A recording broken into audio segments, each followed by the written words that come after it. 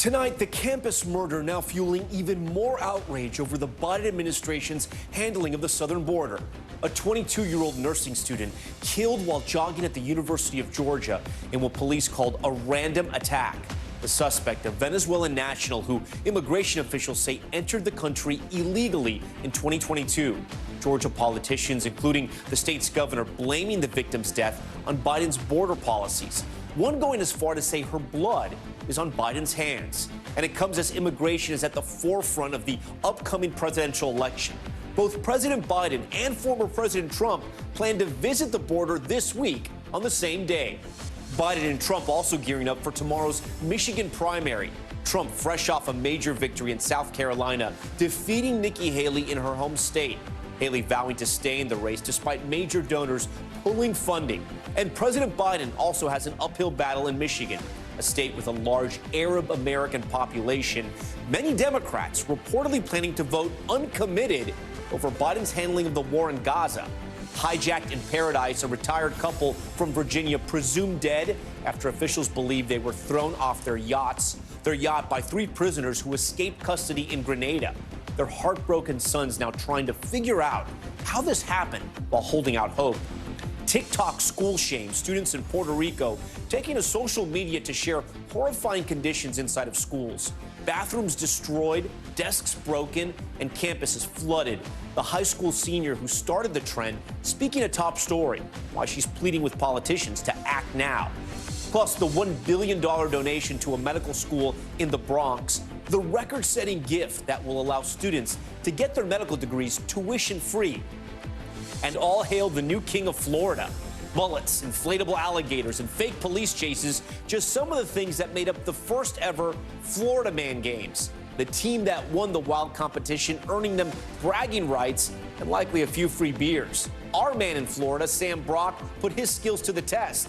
So could he hang? Top story starts right now.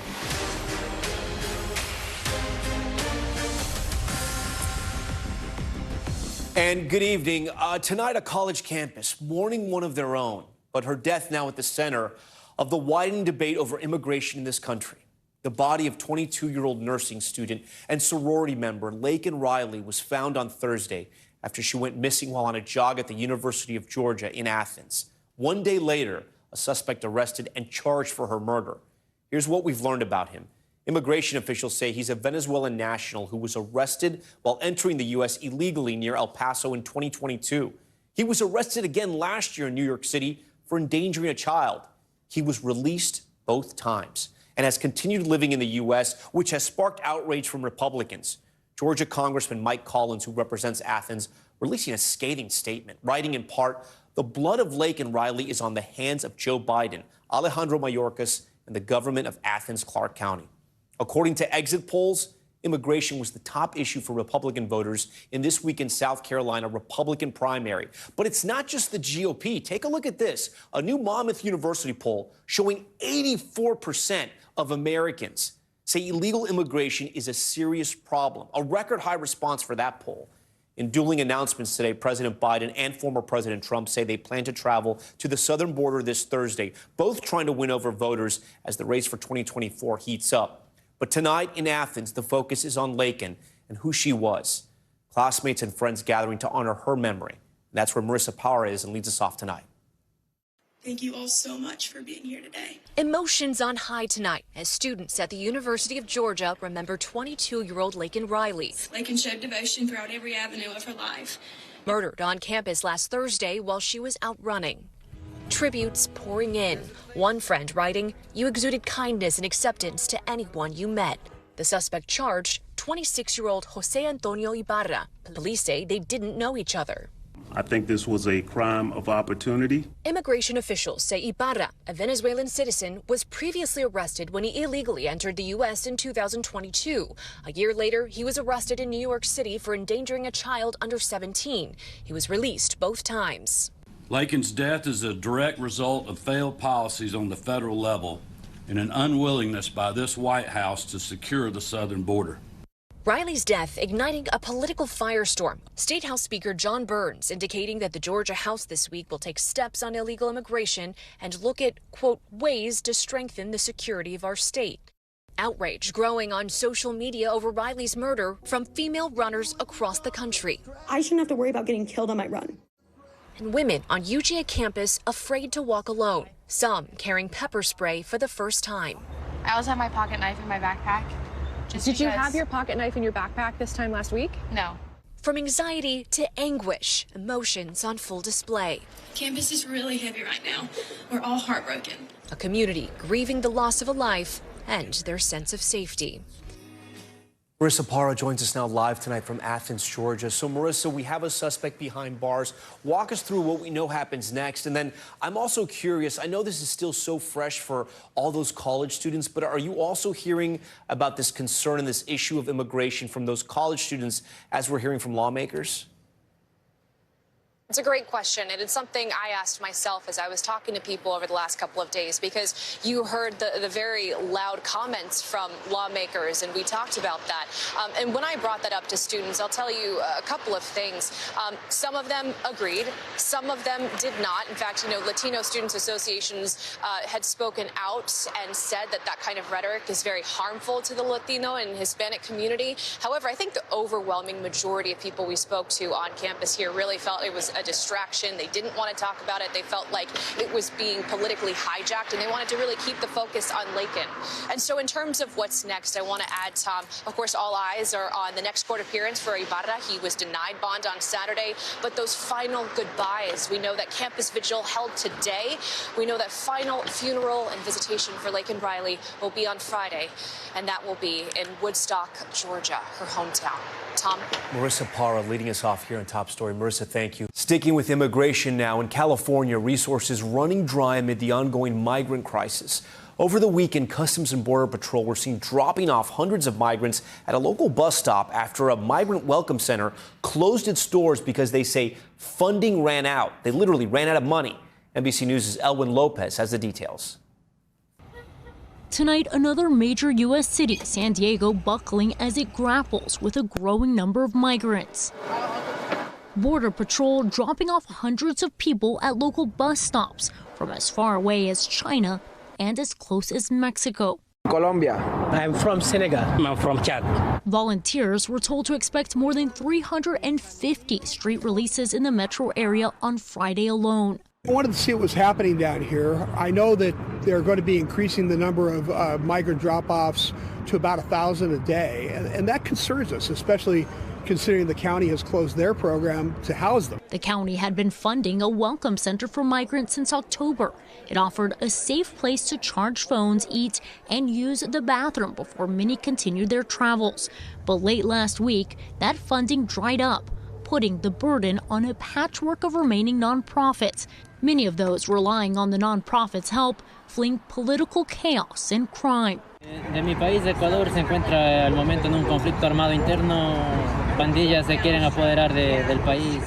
In a statement to NBC, Customs and Border Patrol said in part that, quote, this situation is the latest example of the pressing need for Congress to provide additional resources and take legislative action to fix our outdated immigration laws. Earlier this month, a political standoff in D.C. left no solution on the table. A bipartisan deal fell through. House Republicans unwilling to free up funds without sweeping changes to immigration policies. Republicans simply cannot vote for the bill in good conscience. And that is why I declared it dead on arrival, and it looks like right now it may be in some jeopardy. California Governor Gavin Newsom blasting the ordeal, stating in part that, quote, when it comes to border security, Republicans in Congress have done nothing but create chaos and sabotage any attempts at progress. From October to January, Border Patrol released more than 500,000 people with orders to appear in immigration court. The dwindling funds mean less temporary shelters for them to go to while they wait to see a judge. And Tom, that welcome center opened its doors just last fall. It was even touted as an example for other cities to follow, but $6 million and several months later, it is now gone. The center saying that its resources were stretched to the limit, and now other nonprofits are jumping in to help all of those migrants from all over the world get to where they're going. But some of them say that the most treacherous part of the journey is now over. Tom? Okay, Elwin, thank you for that. To politics now, in the countdown to the Michigan primary. President Biden facing a challenge in that primary from a non-existent opponent. We'll explain. And this comes as President Trump's decisive victory over Nikki Haley grabbed headlines in the South Carolina primary over the weekend. Gabe Gutierrez is in Detroit tonight, covering it all for us, including a big interview with the governor. Tonight, former President Trump facing another potential legal battle. Manhattan DA Alvin Bragg asking for a gag order banning Mr. Trump from commenting on witnesses, prosecutors, or jurors to protect the integrity of the upcoming trial where he's accused of falsifying business records to cover up hush money payments to a porn star. The Republican frontrunner has slammed the case as a political effort by a Democratic DA to derail his presidential campaign. All of it as Nikki Haley ramps up her attacks on Mr. Trump. Donald Trump is now turning the Republican Party into his own playpen. Haley in Michigan today after a landslide defeat in her home state, South Carolina. And now a key conservative group created by the billionaire Koch brothers says it will stop donating to the Haley campaign, writing, "We don't believe any outside group can make a material difference to widen her path to victory." The former president, now having won the first 4 contests by wide margins, is looking ahead to the general election. We're going to look at Joe Biden, and we're going to look him right in the eye. He's destroying our country, and we're going to say, Joe, you're fired. Tomorrow's primary here in Michigan is high stakes not just for Haley, but for President Biden, who's facing fierce backlash over the Israel-Hamas war. Free Palestine! Voters from Michigan's huge Arab-American population have demanded the president support a ceasefire. Some now plan to vote uncommitted in protest. My direct message to President Biden is that you cannot continue to use my American tax dollars to aid and abet in an ongoing genocide of my people. Late today, President Biden said he hopes for a deal to release the hostages held by Hamas soon. And my hope is by next Monday, we'll have a ceasefire. Governor Gretchen Whitmer is a national co-chair of Biden's campaign. What if uncommitted has a strong showing in this primary? I think there will be a sizable number of votes for uncommitted. I think that it is every person's right to make their statement about what's important to them. Whitmer now under pressure to deliver the state for President Biden, and she brushes off voter concerns about his age, saying the president could serve until he's 86. He's got an incredible amount of accomplishments done, and I have every confidence in his ability to serve out a full second term. Should alarm bells be going off for the Biden campaign in Michigan? Well, I think Michigan's the kind of state you can never take for granted. What do you say to those people within the Democratic Party who would like a candidate, a younger candidate such as yourself, to replace President Biden? I would say the train's out of the station, get on board. All right, Democrats need to get on board there. Gabe Gutierrez joins us now live from Detroit tonight. And Gabe, I understand you also have some new reporting on a border visit for President Biden later this week. Yeah, that's right, Tom. Late today, President Biden said that border trip had been in the works for a while, but that he, quote, didn't know his good friend was apparently going. Now, 2 senior administration officials tell NBC News that the timing of this trip is meant to amplify its political message 1 week before the State of the Union. Those administration officials say they want to remind Americans that they argue it was Republicans who derailed that bipartisan border bill. As for the timing of the trip, also with former President Trump, one of the officials said, quote, we welcome that split screen.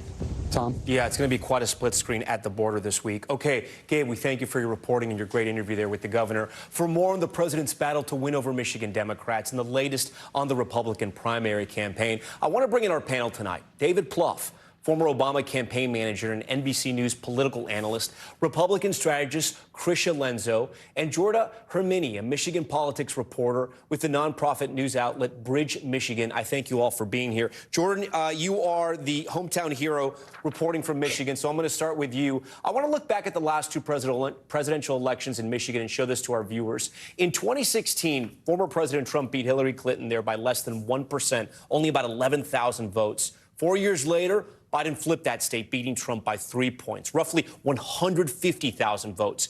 And let's keep in mind, in the midterm elections just 2 years ago, Democrats took control of both houses of the Michigan state legislature for the first time since the 80s, and the Democratic governor, Gretchen Whitmer, comfortably won re-election. But this is where a Biden-Trump rematch in Michigan stands now, Trump winning by 4 points. So, Jordan, this setup essentially is to ask you, what's happening for Democrats right now, namely President Biden? Well, first of all, thank you for having me on. President Biden is basically facing an uphill battle against nobody come tomorrow in Michigan, that nobody being, as you mentioned earlier, the uncommitted vote effort. There is a coalition of individuals known as the Listen to Michigan campaign who are hoping to send a message to President Biden that by not backing him, and he's ostensibly going to be considered the winner even before any votes are tallied, but by not backing him, they'll be able to say, look, we have a sizable showing. We can withhold these votes come November, and that you should be concerned and listen to us as individuals who may not be supportive of you until you support publicly a immediate and permanent ceasefire in the ongoing Israel-Hamas war. Now, what's really going to be the thing to watch come tomorrow is how much of that turnout we can actually expect to see. Now, you mentioned past elections. The effort to vote uncommitted actually has had a sizable showing in Michigan in the past. 2008, then candidate Barack Obama wasn't on our ballots, so individuals did vote uncommitted, and almost about 500,000 votes went uncommitted for then candidate Obama, so to speak, and really detailing, hey, Michigan was not in favor of the candidates on the ballot at that time. Now, this Listen to Michigan campaign, they're looking at hopefully netting anywhere from 10 to 20,000. But as recently as the last election, we've already seen those kinds of numbers, and they total in at less than 2% of the vote. So if this coalition is sincere in hoping to send a message to the president, they're going to need to have a rather large turnout tomorrow. David, you think this uncommitted thing that may happen tomorrow, is this a petty protest, or is this something that Democrats and President Biden need to be worried about? Well, I don't think it's a petty protest. I think people ought to exercise, their right to express their opinions. I think the question is, looking forward to November, how many of those uncommitted people stay on the sideline? And it's important to underline, 150,000 votes is a lot of votes.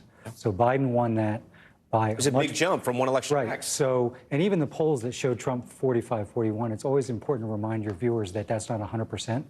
Right. So Trump's number right now is less than he got in 20. That being said, Michigan, of the 6 core battleground states, I think a year ago you would have said is probably the most likely for Biden to win. And right now I think there's some risk there. It's going to take all the effort that he has, Kamala Harris has, that campaign has, to put this back together. They'll also learn a lot tomorrow. How big is that vote? And where did it come from? And the work then to get those people back on, the Biden train, as Gretchen Whitmer said. Well, you mentioned Gretchen Whitmer. We saw her there in Gabe's piece saying that Democrats do have a real problem in Michigan. She was admitting that. I want to put up a stat for our viewers here. This is on Arab American voters, Muslim voters as well. One analysis showed that more than 145,000 Muslim Americans voted in the 2020 election. We showed you that Biden won the state in 2020 by only about 150,000 votes. We're talking about how tight the margins are. Does President Biden have to really worry about his policies with Gaza, with Israel, what's happening with Palestinians? Well, first, he's got to do what he thinks is right policy-wise. I know that seems quaint, but that's the most important thing, whether you agree with it or not. From the politics, sure. Anytime a state's going to come down to, again, Michigan was not as close as the other states last time. But, yeah, 145,000 voters is a lot. And what they're going to have to do is turn this into a question, of course, of whatever you feel about what's going on and how my administration handled it, compare that to Trump. But, again, what's important here, the Electoral College is like a super complicated chess match. And I think they probably felt better about Michigan than the other 5 battleground states. Right. Not anymore. Not anymore. So now you've got 6 that are a coin flip. So you're going to worry about everything in those states. Yeah, Krish, I wanted to ask you, so we talk about Michigan here. We showed that former President Trump was able to win by an incredibly narrow margin. Some people blame that on voter turnout in Detroit. You could probably blame it on a lot of things. But I do want to talk about how does he capitalize on that in this election with Biden having some trouble in that state? I think he capitalizes it based on the messaging. Biden has consistently followed the polls with his policies, and this is now what we're seeing with his latest statement with respect to a ceasefire. And he's in a difficult situation because he's alienated the far left of his party, who are saying that they are opposed to what's occurring in the Middle East with respect to Israel. But he's also alienated people who view Israel as our main ally in the Middle East. So the way that Trump can really capitalize, I would say, is to be firm in his messaging, where he stands, and also to create a clear path. I think Joe Biden also is losing minorities. The Black community there's been a huge decline in terms of their support of Joe Biden. At one point, it was over 90%. Now, I believe the polls, it's below 50%. And the people are feeling alienated, inflation, I mean, the latest immigration issues. The policies and being clear on the messaging is really how Trump can win in Michigan. The economic issues are actually a little bit better in Michigan than the rest of the country, slightly better. But she brings up a good point. You know, polling is soft with Black Americans, Hispanic Americans, young Americans. Does the president have enough time to turn that around? Well, listen, at the end of the day, we may be surprised by a lot in this election. You know, Donald Trump's not going to get 40, 50% of the African-American vote. It may be less. And so that's a concern. So again, you have no margin for error in battleground states. Luckily for Joe Biden, he's running against a deeply unpopular incumbent who shows no ability or interest or desire to reach out to the moderate voter in Michigan or anywhere else. So Biden's lucky that Trump's his opponent.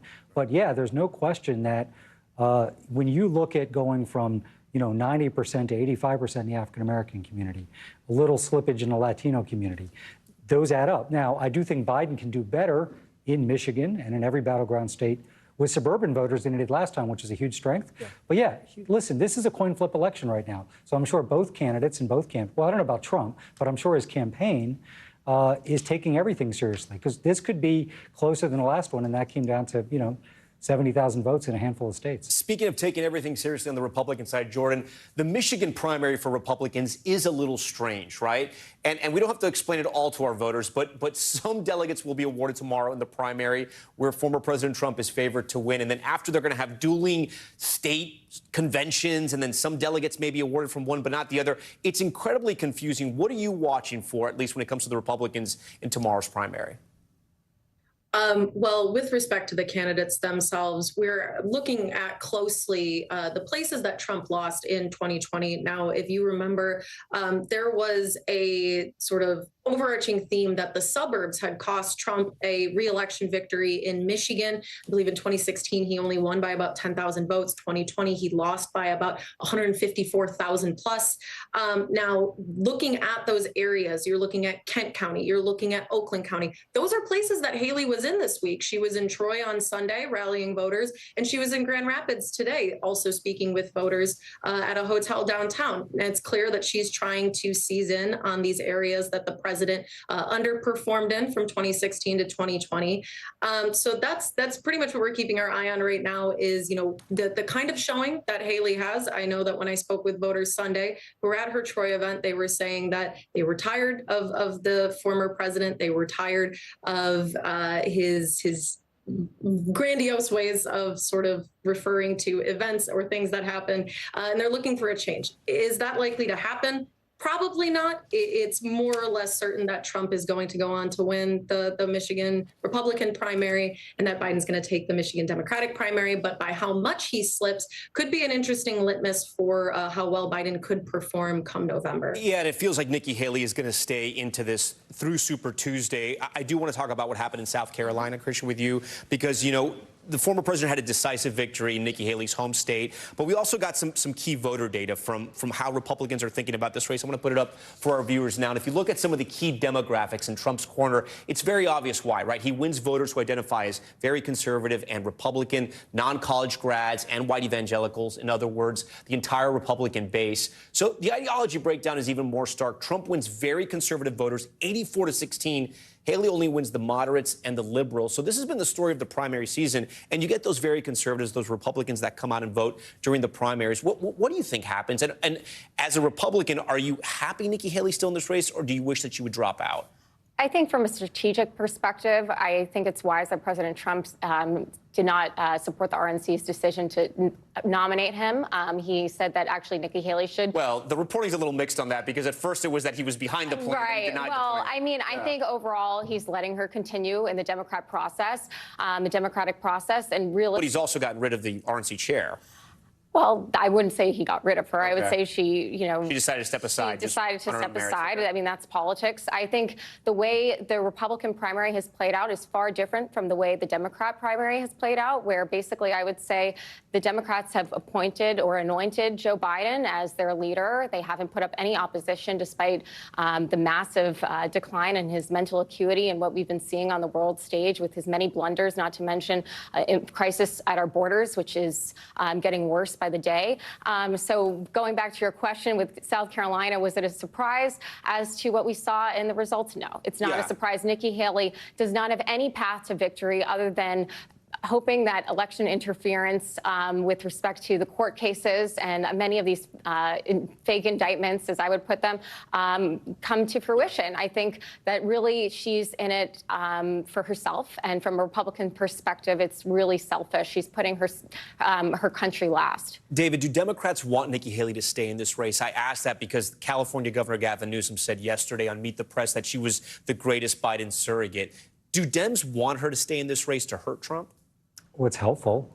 I mean, I think Trump has finally moved on. He should have given the speech he gave in South Carolina, New Hampshire, and said the primary's over. But he was sort of small and petty, as he's wont to be. But sure, every time there's a state and 40% of Republicans vote against Trump, now, the vast majority of those voters who are voting for Haley will come home to Trump. But it gives the Biden campaign information about who they can target. So it's helpful from that standpoint. It's a very rich data set, is the way I would put it. David, Krisha, Jordan in Michigan, we thank you so much for joining Top Story tonight. We do want to turn to some other breaking news tonight, the war in Gaza. We just mentioned President Biden saying he has reason to believe there will be a ceasefire by next week. This is the death toll in the conflict also rising, now nearing a staggering 30,000 people killed. Negotiators outlining a framework for a hostage release deal, but no word yet on if Hamas will agree. Meanwhile, the Human Rights Watch reporting Israel failed to comply with an order by the United Nations top court to provide urgently needed aid to help people in the Gaza Strip. For more on the war in Gaza and what comes next, I'm joined tonight by Raf Sanchez from Tel Aviv. Raf, first, tell us about this potential deal. We know historically Israel has done these lopsided prisoner swaps in the past, but this one would be different. Explain. Yeah, Tom, you're absolutely right about lopsided agreements in the past. Back in 2011, Prime Minister Benjamin Netanyahu agreed to a deal to free more than 1,000 Palestinian prisoners in exchange for a single Israeli soldier held by Hamas in Gaza. But he is under real pressure from the far right of his government not to agree to a similar agreement this time. Hamas is saying if Israel wants its hostages back, it is going to have to release men convicted of murder, convicted of terrorism.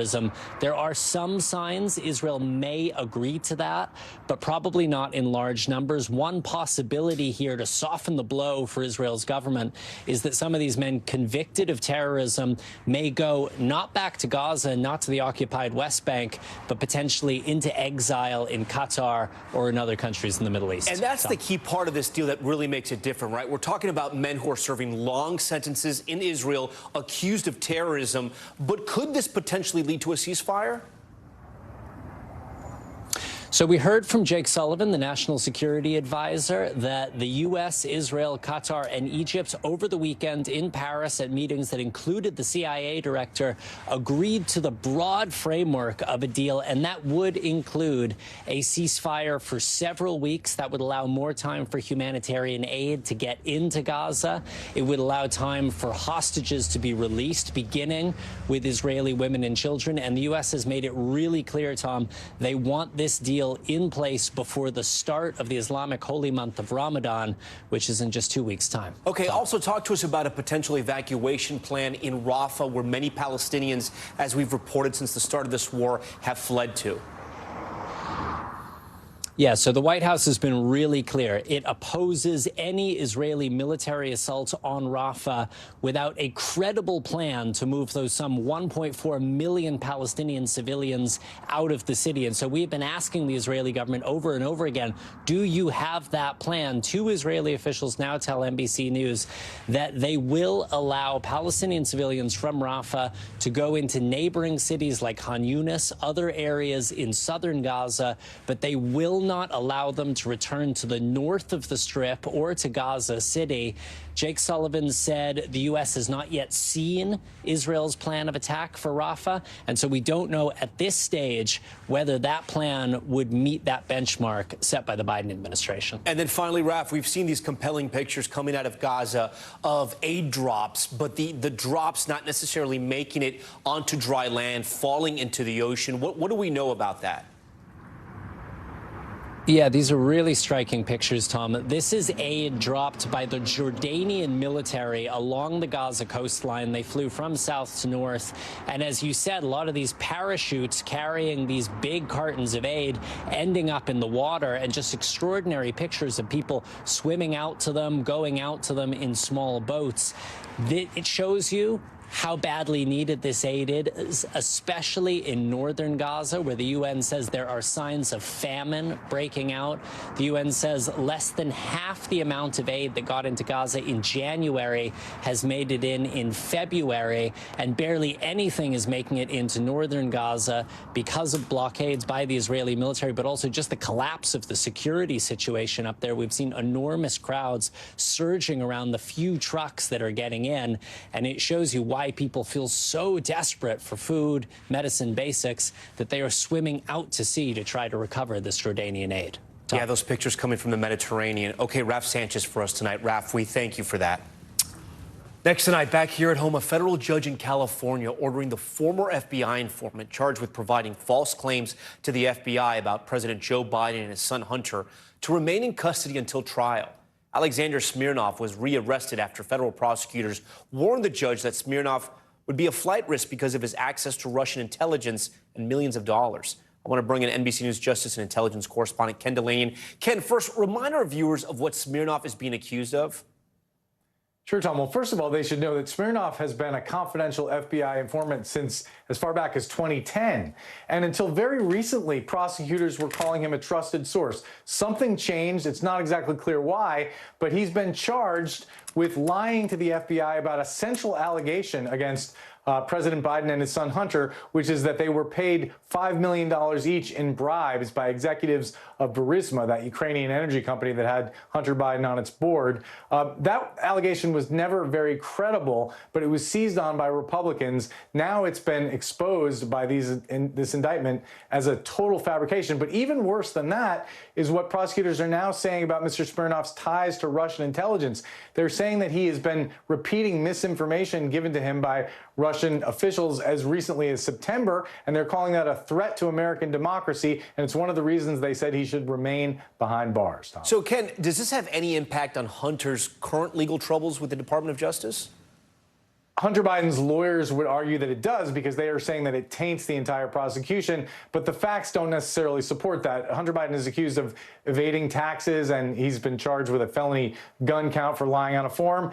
The conduct in those cases is undisputed. The issue really is his intent, and Mr. Smirnov has no visibility on that. And then, but for the Republicans, it does hurt their case, right? Explain that. Yeah, even though this bribery charge was widely considered to be not credible, and prosecutors who investigated it said they never corroborated it, Republicans had seized on it. They tried to get the FBI form that described what Mr. Smirnov had told the Bureau, and they seized on this as a piece of evidence in the impeachment inquiry against President Biden. Now they've had to remove it from all their websites and their documents describing the misconduct that they say Mr. Biden has committed. Nonetheless, they're continuing to go forward with that inquiry. And then, Ken, before you go, I also know you have some reporting about some developments in the Manhattan DA's case against former President Trump in the hush money case, and a gag order that's been requested. That's right. The district attorney, Alvin Bragg, has asked the judge to impose a limited gag order on Mr. Trump that prohibits him from discussing or trying to intimidate witnesses or parties in the case. It tracks almost exactly the language that the federal appeals court approved and upheld as constitutional in the Washington, D.C. case. Nonetheless, Mr. Trump is saying he's going to challenge it. He's calling it election interference. That criminal trial, Tom, is set to start on March 25th. Right around the corner. Okay, Ken Delaney, we thank you for all your reporting tonight. Still ahead, hijacked in paradise. A couple from Virginia, presumed dead after officials say it appears they were thrown off their yacht while sailing near Grenada. Their two sons now desperate to figure out how this happened. Plus, the urgent search for a murder suspect near New Orleans who police say should be considered armed and dangerous. How officials say he managed to escape a medical transport.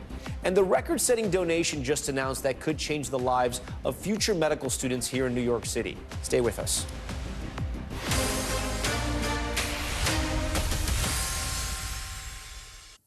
We're back now with a terrifying story in the Caribbean. An American couple disappeared after authorities say escaped prisoners hijacked their yacht. Now the couple's sons are speaking out and seeking answers. NBC's Liz Kreutz has more. Tonight, terror in the Caribbean. Authorities say a retired couple from Virginia who went missing while sailing off the coast of Grenada are believed to be dead after their yacht was allegedly hijacked by escaped prisoners from the island. Information suggests that while traveling between Grenada and St. Vincent, they disposed of the occupants.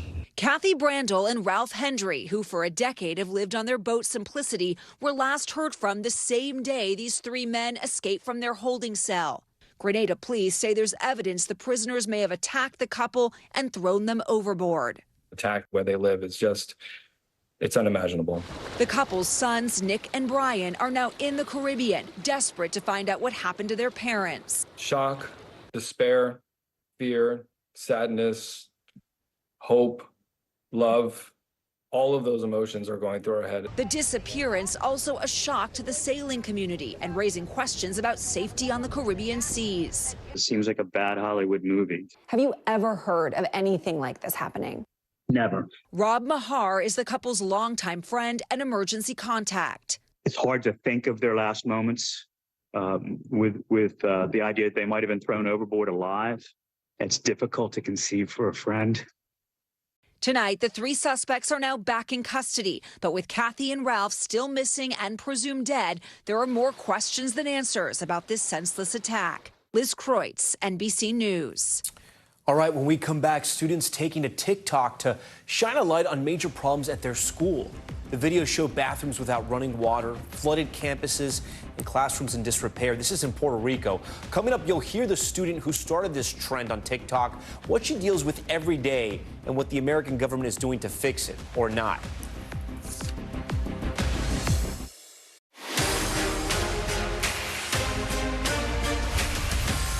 All right, we're back now with Top Stories news feed, and we start with the urgent manhunt underway for a murder suspect in Louisiana. Police say inmate Leon Ruffin was being transported from a hospital just outside of New Orleans back to a jail when he pepper sprayed the deputy who was driving and then stole her vehicle. According to officials, Ruffin was in custody on second-degree murder charges and should be considered armed and dangerous. The sheriff of Jefferson Parish says he does not know where Ruffin got the pepper spray from because the deputy still had hers. She was not seriously hurt. Okay, AT&T says it will be giving a $5 credit, you heard me right, $5, to customers affected by last week's nationwide outage. As we reported on Thursday, tens of thousands of customers were unable to use their phones for hours and could only dial 911. AT&T says the issue resulted from a technical error and was not a cyber attack. Affected customers will see their credit on their next statement. And a record-setting donation made to a medical school here in New York City. Dr. Ruth Gottsman announcing that she will be donating $1 billion to the Albert Einstein College of Medicine in the Bronx and said the gift must be used to cover tuition for all students. Gottsman is a former professor of the school and spent 55 years as the chair of the board. She made the historic donation in the name of her late husband, who was a Wall Street financier and reportedly a protege of Warren Buffett. It is believed to be the largest donation made to a medical school. Next tonight, imagine going to school without working bathrooms and broken classroom desks. For several students in Puerto Rico, this is the daily norm, and they're turning to TikTok to expose the conditions. NBC's Stephen Romo has a closer look at how these schools got to this low point. Their TikToks show bathroom sinks draining straight to the floor, no toilet paper or soap, and stall doors dangling from their hinges. High school students in Puerto Rico using social media and some humor to highlight a serious problem: dilapidated conditions at some of their schools. Often using the phrase "jóvenes uniforme completo," poking fun at being told to wear their full student uniforms while their campuses are in some cases quite literally falling apart. Alicia Torres, a senior at Luis F. Crespo High School in the coastal town of Camuy, started the trend this month. Telling NBC News it's not just her school. It's a systemic problem that's been happening for years. More videos followed, other students showing the rundown conditions from their own schools, using humor to demonstrate the issues, like pretending to wash their hands in broken sinks. Alicia says the bathrooms at her school were often locked or in such bad shape, her classmates had to leave or wait until they went home to use the bathroom. So how did things end up this way? Miguel Rivera with the Puerto Rico Teachers Federation says it's been years in the making. The deterioration due to lack of maintenance was aggravated by the recent hurricanes and earthquakes. But he also questions how funding is being used, saying there have been cases where companies have been hired to repair the schools and the job never gets completed. The Education Department is the island's largest agency with a budget of about $2.4 billion and an additional $4.6 billion in federal funds.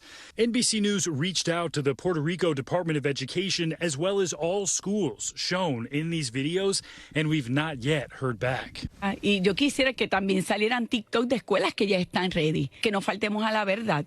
Puerto Rico's Education Secretary Yanira Raíces Vega addressing the TikTok controversy in a radio interview, saying the work is being done, but not all schools have been addressed, and telling Telemundo the rough situation was worsened by recent hurricanes and the pandemic. Es que la infraestructura había sufrido tanto que sería injusto darle responsabilidad cuando ahora fue que me llegó la asignación. While politicians and leaders debate who's to blame, these students say they'll continue with their TikTok activism. El futuro de Puerto Rico merece unas mejores condiciones escolares. Stephen Romo joins us now on set. So, Stephen, ultimately, who's at fault here, right? No child in America should go to schools like this. Can the Department of Education do something? That's such an important point. These are American children. So many people forget that about Puerto Rico. We actually just got a response from the U.S. Department of Education saying that maintenance for these schools, that is an issue for Puerto Rico itself. But they say they are working with the island to try to decentralize the education system. So running that by the union representative we spoke to in the piece, they say they believe that means more charter schools. In 2018, they opened their first charter school. They're going that direction, something the teachers union is not for right now. They say that they don't think that's the solution. They say that is more privatization going on in Puerto Rico, which they think contributes to more problems. What is clear right now, there is plenty of blame to go around. There's also $4.6 billion in unused stimulus money from the COVID aid package that has to be used by September. So you have unused money, and you have kids that don't even have running water in schools. Right. A lot of outrage over that fact alone, Tom. Stephen Romo for us. Stephen, thank you for that. Now to top stories, Global Watch, and a check of what else is happening around the world. We start in Haiti, where officials say a teacher and 6 members of a religious congregation were kidnapped there. It happened outside of a school in Port-au-Prince. No word yet on who's responsible, but officials have blamed the recent spike in abductions on gangs in the region. Just last month, 6 nuns and 2 others were kidnapped while traveling on a bus in the capital. They were eventually released. Okay, we head to Brazil now, where tens of thousands of people rallied in support of former Brazilian President Jair Bolsonaro over the weekend.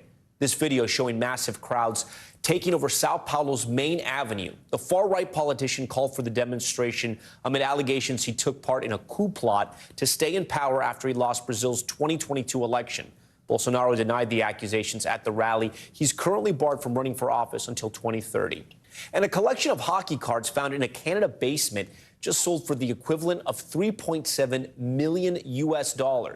The case contains 16 unopened boxes of more than 7,600 O-Pee-Chee hockey cards from 1979 inside. The auction house saying those boxes could have as many as 20 rare Wayne Gretzky rookie cards. According to the auction house, an individual Gretzky card can sell for hundreds of thousands of dollars, but one rookie card sold for a record $3.7 3 years ago. So the buyer of this latest lot could soon rake in a lot of cash. When we come back, we're going to switch gears. If you can't laugh at yourself, then you know how the saying goes. So right after this break, as a native Floridian, I am honored to bring you coverage of the Florida Man Games. That's right. Who in the Sunshine State best represents our culture, from loving everything swamp to how to evade police? All in good fun, of course. Stay with us. All right, finally tonight, you may be familiar with the funny and sometimes bizarre headlines involving one specific type of person, Florida Man. The Sunshine State held the inaugural Florida Man Games this weekend, featuring events including a mullet contest and evading arrest obstacle course. NBC's Sam Brock was there and even had some fun with it. Surrounding a large field in St. Augustine, Florida, people wait to pile in by the hundreds. Fight! Anticipation growing. For the first Florida Man competition that's one part gladiators, one part cops. Make it out of the back first. Oh, he's running. One part mullet mania. Now you might be asking, what is a Florida Man and why are we celebrating him? Well, everybody talks about all the weirdness and the strangeness, but the reality is it's just people being themselves. Kind of living a little bit beyond the boundaries of the law. It's like Redneck Olympics, Florida edition. Expect the unexpected. I'm sorry, you brought an iguana? He's the mascot. He's in a You brought a stroller. mascot that's an iguana? Yes. Or superficially hairy men. I love it for Florida Man Games. Even jorts galore and people dressed up as gorillas. But that doesn't explain why this mosaic of misfits find themselves competing. So we asked Pete Melfi, the radio host and podcaster who founded the inaugural event. Nobody's ever done a Florida Man festival before. So I thought, let's do something where people can enjoy themselves, laugh, live the day in the life of a Florida man, and, you know, not go to jail for it. Yeah, we That's hope the main not. thing. Yeah. But hey, how great would that be if there was a headline that said, Florida man arrested at the Florida Man Games? Police evasion actually was one of the featured events, which we got to simulate. First, you gotta get out of the police car. You run over here, get over the first fence, hopefully without falling, get over the second fence, take the alligator through the drive-through window. Come with me, knock over a cow, you have tires, and then a pool with an iguana inside, all while not getting caught by police. This signature display of Florida Man living kind of stole the show, all with the assist of the St. Johns County Sheriff's Office, obviously not to be attempted in real life. But the five-person teams flexed their powers in a host of different competitions, from the weaponized pool noodle duel That's Florida. to stealing a catalytic converter, then a bike, before completing an obstacle course of cones. What about the actual stealing of a bike and riding through cones on another bike? Typical Florida. Have you done that before? One can't talk about it, you know. Food and beer, of course, play prominently too. Though for some of the activities, it's the kind of thing you likely only do when you're drunk, but not in this case. Be clear, I've had to ride out hurricanes before. I've never had to ride on a mechanical alligator until now. Things started fine enough, and then the Florida Man ending found me. Adventure, glory, and bearded beauty. This day had a little bit of it all, with the biggest man at the games, Justin from St. Augustine, powering his team, Hanky Spanky, to victory. If you're not the living representation of Florida Man, I don't know who is. I've got my boots on, I've got my backup Crocs in my truck. In all shapes and sizes, they came from around the state, putting the world on notice. Florida Man is more than just a mystique. It's a lifestyle. Sam Brock, NBC News, St. Augustine, Florida. I salute all my fellow Florida men out there, and I'm going to nominate Sam Brock, since he lives in Florida now, to be a Florida man as well. It looks like he's got the skills from that story. We thank Sam for that, and we thank you for watching Top Story tonight. I'm Tom Llamas, back in New York. Stay right there. More news on the way. Thanks for watching. Stay updated about breaking news and top stories on the NBC News app or follow us on social media.